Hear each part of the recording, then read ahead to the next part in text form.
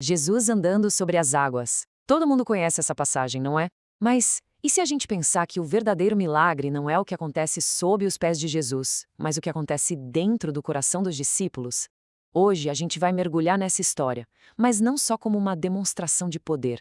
A gente vai olhar para ela como uma verdadeira aula sobre como enfrentar as nossas próprias tempestades.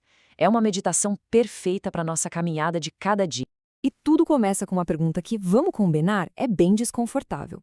Por que Jesus, sabendo que vinha uma tempestade daquelas, literalmente força os amigos a entrarem num barco e irem direto para ela? Isso não parece nem um pouco um acidente, né? Parece um teste. Entendeu o porquê disso tudo? Bom, essa é a chave para a gente desvendar a mensagem inteira. Então, vamos lá pelo comecinho. Existe um termo na teologia, pedagogia divina, que é um jeito mais, digamos, elegante de dizer que Jesus, como grande mestre, está preparando uma aula prática. Uma aula que ninguém ia esquecer. E ele não vai usar um quadro negro, não. Ele vai usar o mar, o vento e um barquinho frágil para ensinar uma lição para a vida toda. O palco está sendo montado. E aqui, o texto original em grego já nos dá uma pista fundamental. São Marcos usa uma palavra muito específica, enankassen.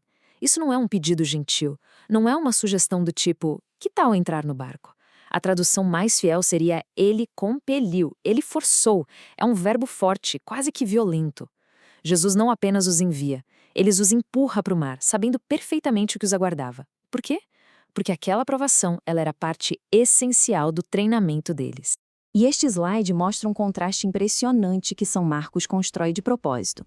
Pensa só, lá no alto do monte, Jesus está em paz, em comunhão total com o Pai, em absoluto controle de tudo. E lá embaixo, no mar, os discípulos estão lutando no meio do caos, da turbulência. Essa imagem é um espelho da nossa vida espiritual. Muitas vezes a gente está aqui, no meio das tempestades do mundo, enquanto Cristo está no céu intercedendo por nós. Agora, vamos entrar no barco, para o coração da tempestade. Essa cena não é só sobre um bando de pescadores com medo, é um retrato da nossa vida. Cada elemento dessa imagem, o barco, o mar, o vento, tem algo a nos dizer sobre as nossas próprias lutas diárias.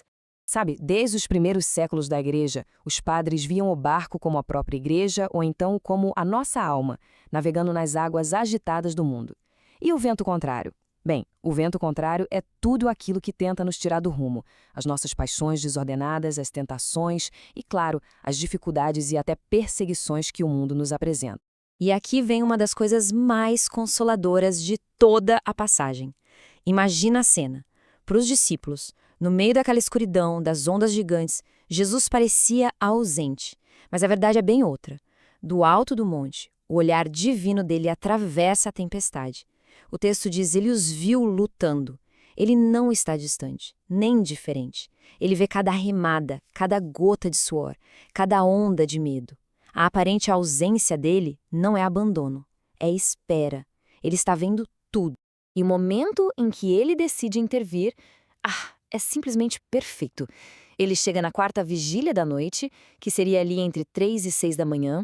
É a hora mais escura, a mais fria, quando o corpo e a esperança já estão no limite. Eles não têm mais forças. E é exatamente nesse ponto, no fundo do poço, que ele aparece. A lição, a ajuda de Deus não chega quando estamos nos sentindo fortes, mas sim quando a gente reconhece que sozinhos não conseguimos mais. A salvação vem dele. E então, no ponto mais baixo da luta deles, acontece o ponto mais alto da história, a aparição de Jesus. Aquilo não é só um resgate, é uma revelação. É o momento em que ele vai mostrar para eles quem ele realmente é. O que Jesus faz aqui tem um nome técnico, teofania. É uma manifestação visível de Deus. E por que isso é tão importante? Porque no Antigo Testamento, em livros como o de Jó, só uma pessoa tem poder sobre as águas caóticas do mar, o próprio Deus. Então, ao andar sobre as ondas, Jesus não está fazendo só um truque de mágica. Ele está fazendo algo que, para qualquer judeu daquela época, era uma declaração visual e inequívoca de que ele era Deus. Mas qual é a reação dos discípulos? Eles reconhecem Jesus? Sentem alívio? Não. É puro terror. A paixão do medo foi tão avassaladora que a razão deles foi completamente dominada. A realidade se distorceu. Em vez de verem o Salvador, eles enxergam uma assombração, um fantasma, como diz o grego. Olha que coisa. O medo transforma o Salvador numa fonte de pavor. E a resposta de Jesus é como um remédio perfeito, sabe? Aplicado em 3 doses. Primeiro, ele diz coragem. É um comando direto para a vontade deles para que saiam da paralisia do medo. Depois vem a revelação central, a frase mais importante de todas: sou eu. E a partir daí vem a consequência lógica: não tem mais. A verdadeira paz não é a ausência da tempestade, mas a presença de Cristo nela. E a gente precisa parar um instante nessa frase sou eu. No grego, ego eimi. Isso, olha, não é um simples oi pessoal, sou eu. De jeito nenhum. Para os ouvidos daqueles discípulos, essa frase ecoava diretamente o momento mais sagrado da história de Israel, Deus revelando seu próprio nome a Moisés, na sarça ardente como Eu Sou. No meio do caos, da água e do vento, Jesus se identifica com o Deus criador do universo. É a afirmação de divindade mais poderosa que ele poderia fazer. Mas a história não termina aí. São Marcos, o evangelista, é um gênio na narrativa.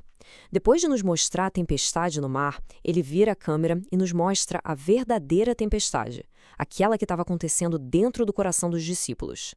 E ele nos dá a chave para entender por que, mesmo com Jesus bem ali, eles estavam tão apavorados. A afirmação é direta, é cortante e é poderosa. O problema fundamental não eram as ondas ou o vento. O problema era o estado interior dos apóstolos. A raiz do medo estava plantada dentro deles. São Marcos diagnostica o problema com uma expressão muito forte: dureza de coração ou, em grego, esclerocárdia. Isso não quer dizer que eles eram pessoas más, mal intencionadas. Significa que o coração deles estava espiritualmente insensível, endurecido, como uma mão que perde o tato. Eles viam os acontecimentos, mas eram incapazes de perceber o significado divino por trás deles. O coração não conseguia se conectar com a realidade de Deus que estava bem na sua frente. E de onde vinha essa cegueira espiritual? São Marcos nos diz com todas as letras, eles não tinham entendido a lição do milagre dos pães, que tinha acontecido poucas horas antes. Eles viram a multiplicação como um grande show, um espetáculo, mas não como um sinal de quem Jesus era. Faltou a eles o que podemos chamar de visão sacramental, a capacidade de enxergar o divino nas coisas comuns. E a conclusão é esmagadora. Se eles não conseguiram ver o Criador agindo em algo tão simples como um pedaço de pão, como é que eles iriam reconhecer o mesmo Criador dominando as ondas furiosas do mar? Certo. E o que tudo isso significa para a gente hoje? Como a gente pega essa história de 2000 anos atrás e a usa para navegar nas nossas próprias tempestades de ansiedade, de medo, de incerteza?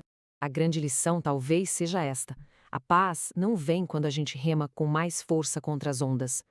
Os discípulos remaram a noite inteira e não chegaram a lugar nenhum. A paz só chega quando a gente para de lutar com as nossas próprias forças e convida Cristo para dentro do barco do nosso coração. É a presença dele e não o nosso esforço que acalma o vento e coloca ordem no nosso caos interior. E isso nos leva à pergunta final para nossa meditação pessoal.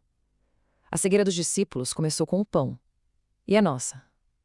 Será que nos pães da nossa vida, no nosso trabalho, na nossa família, na nossa saúde, nos dons que a gente recebe todo santo dia, será que a gente está só consumindo o pão ou estamos reconhecendo quem nos deu o dom? Porque como os discípulos aprenderam da forma mais difícil, a capacidade de reconhecer Deus nas tempestades é treinada quando a gente aprende a reconhecê-lo primeiro na calmaria do nosso pão de cada dia.